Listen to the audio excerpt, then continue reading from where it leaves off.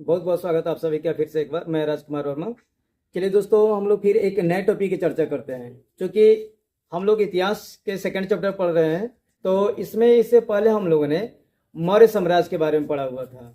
अब हम लोग क्या पढ़ेंगे? एक नया टॉपिक, राजधर्म के नवीन सिद्धांत को हम लोग पढ़ेंगे। ठीक है। अब तो बोलबम की शुरुआत होने जा रहा है, सावन चढ़ रहा है। मस्ती छाया होगा नहीं कि हम लोग बोलबम जाना है। सब कोई पहले से तैयारी किया होगा, है कि नहीं? चलिए, हमको भी सावन का जो खुमार है आप लोग के ऊपर, तो इसमें हम भी थोड़ा सा आप लोग को सपोर्ट कर देते हैं कि जाइए सावन घूमिए, महादेव जी को प्रसन्न कीजिए। क्योंकि ये सावन का जो महीना है, खास करके हमारे हिंदू परंपरा में तो इसको खूब अच्छे से मनाया जाता है। तो आप लोग भी जाइए, आराम से इसको मनाइए।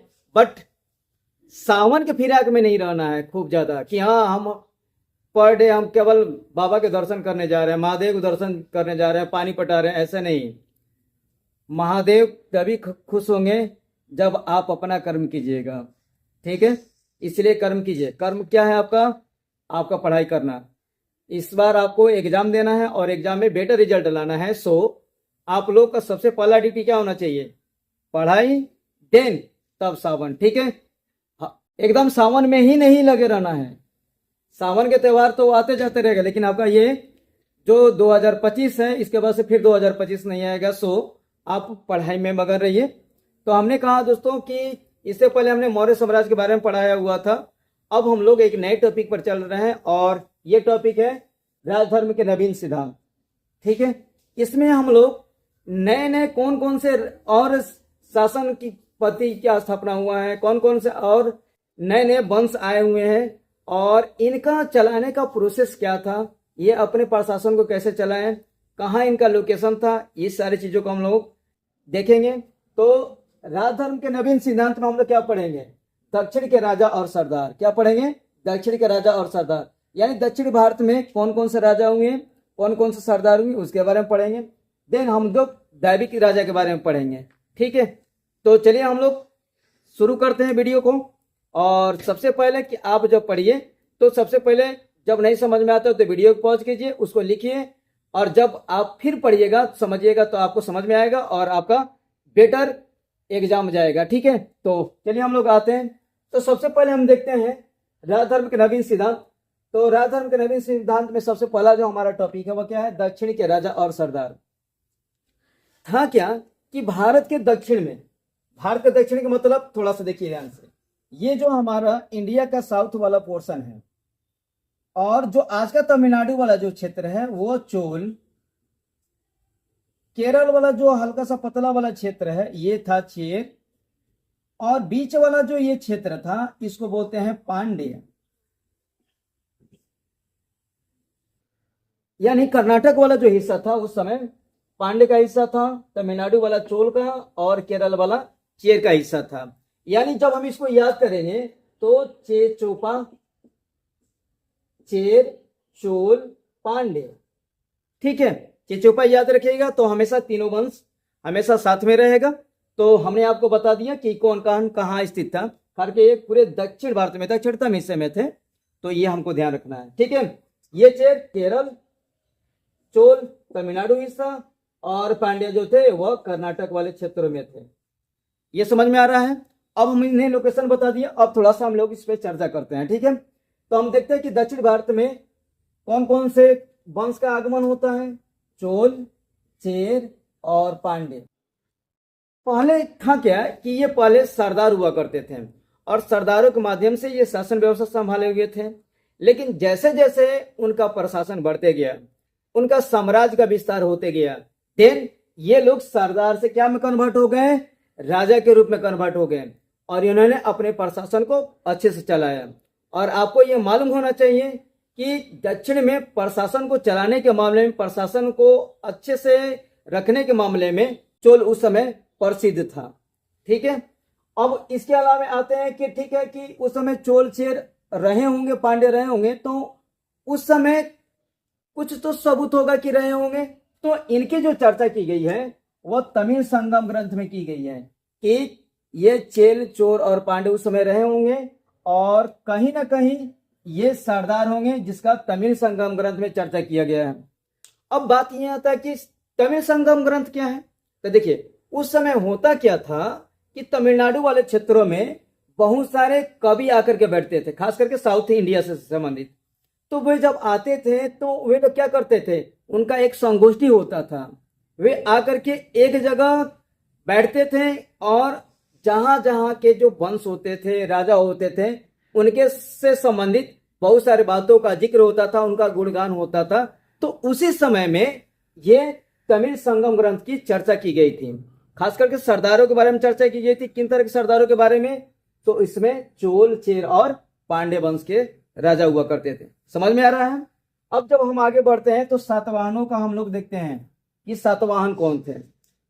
ठीक है, अब देखिए सातवाहनों का जो शासन काल रहा है वह 200 ईसा पूर्व से लेकर के 200 ईस्वी तक, यानी टोटल 400 साल।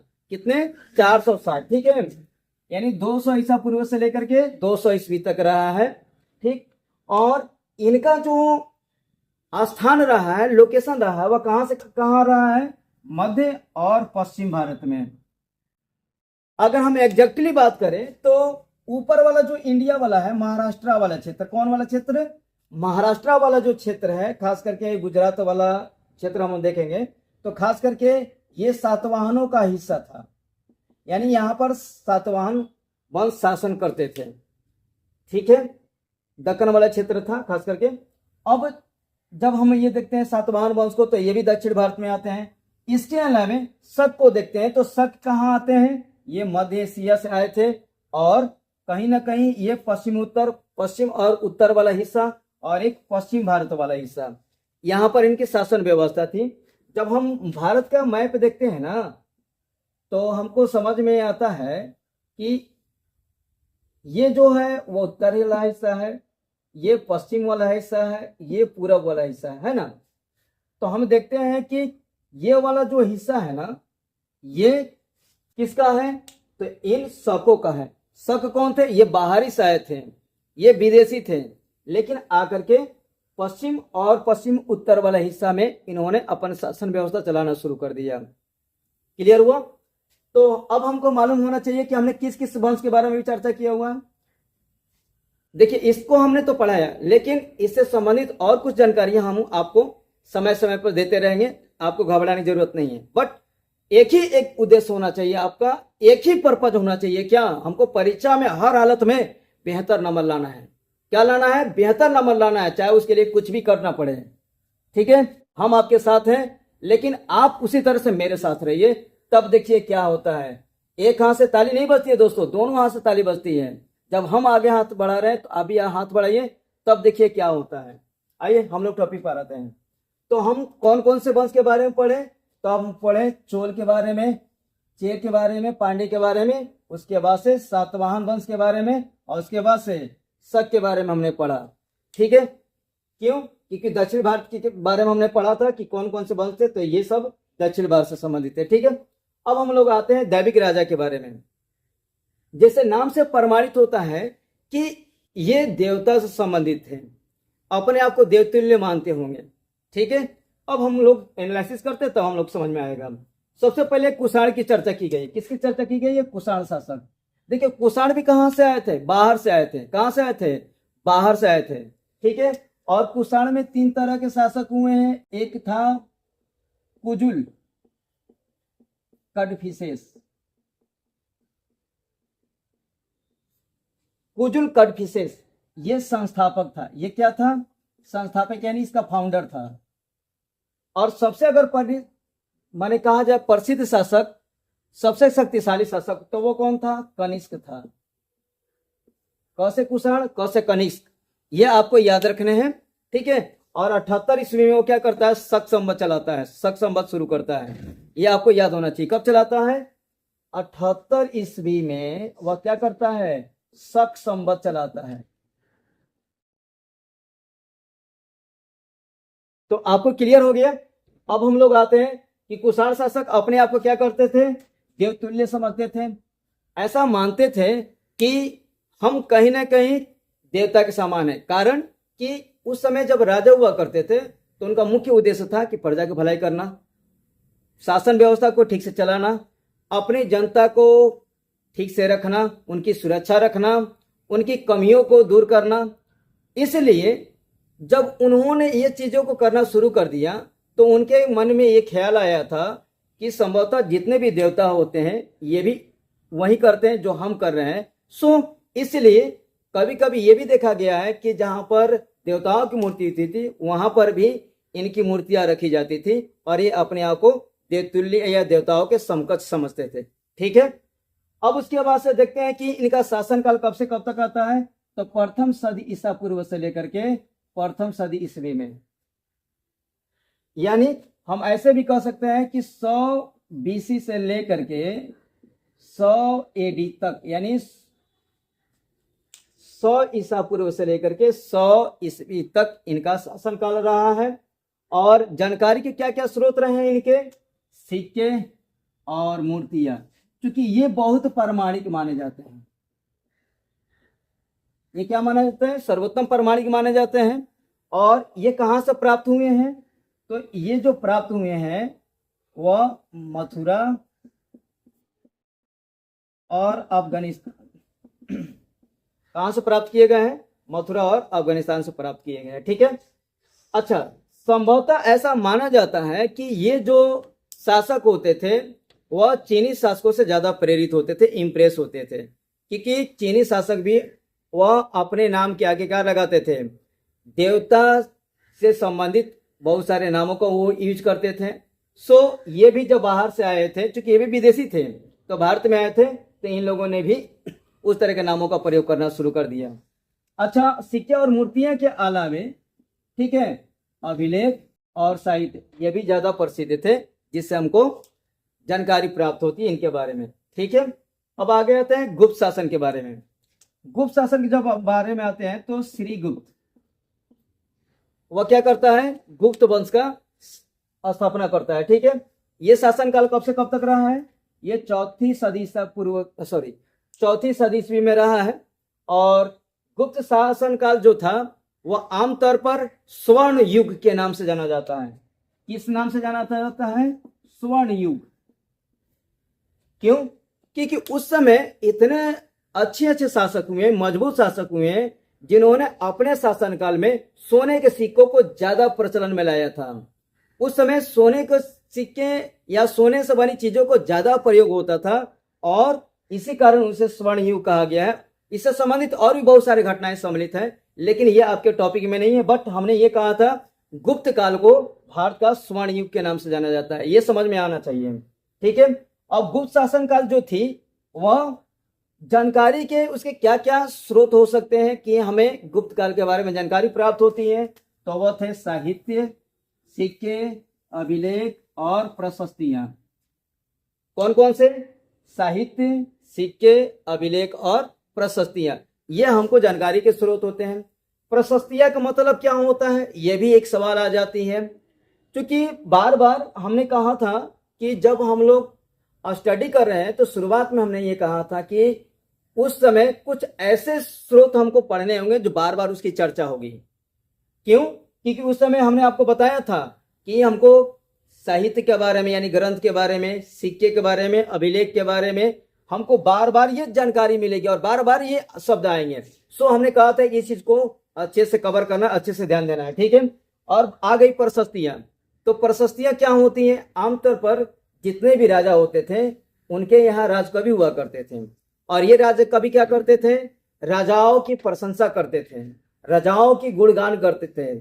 और ये प्रशंसा और गुणगान कहाँ लिखी जाती थी, प्रशस्तियों में लिखी जाती थी। कहाँ लिखी जाती थी, प्रशस्तियों में लिखी जाती थी।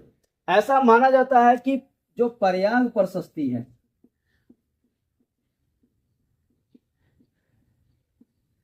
उसमें समुद्रगुप्त के बारे में लिखा गया है। वह किसके बारे में लिखा गया है, समुद्रगुप्त। समुद्रगुप्त को भारत का नेपोलियन बोला जाता है।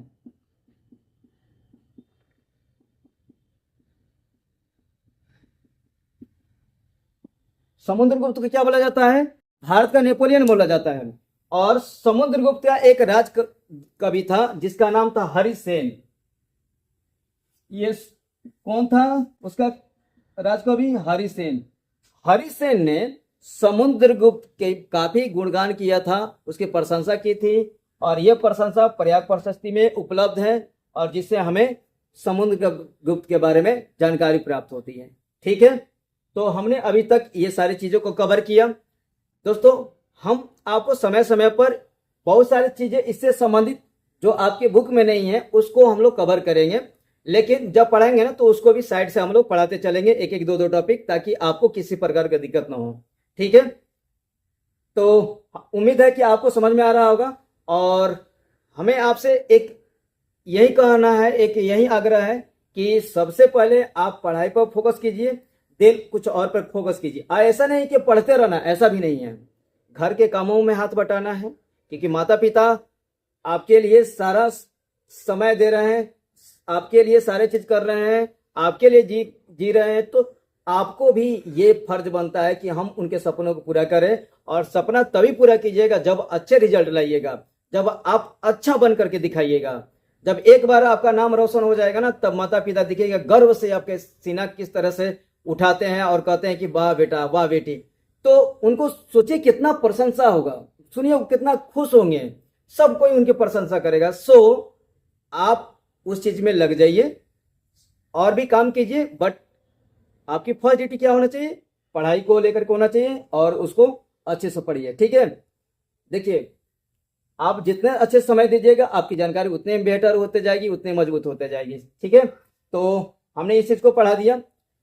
चलते चलते दोस्तों, अगर आप हमारा पिछला वाला वीडियो नहीं देखे होंगे तो जस्ट हम जो वीडियो आपको अपलोड होता है तो उसके नीचे जो लिंक होता है आप उस लिंक को दबाइएगा तो पिछले वाला वीडियो आपको मिल जाएगा।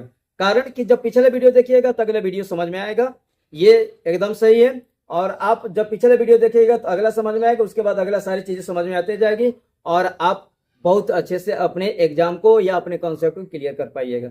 ठीक है, इससे पहले हमने मौर्य साम्राज्य के बारे में पढ़ाया हुआ था, तो हमने आपसे सवाल पूछे हुए थे। क्या पूछे हुए थे? मौर्य साम्राज्य का संस्थापक कौन था? तो उसका सही आंसर है चंद्रगुप्त मौर्य। और आज का जो सवाल है वह यह है कि सातवाहन वंश का संस्थापक कौन था? हमने आपसे पूछा हुआ है सातवाहन वंश का संस्थापक कौन था। हमें आपका उत्तर का इंतजार रहेगा।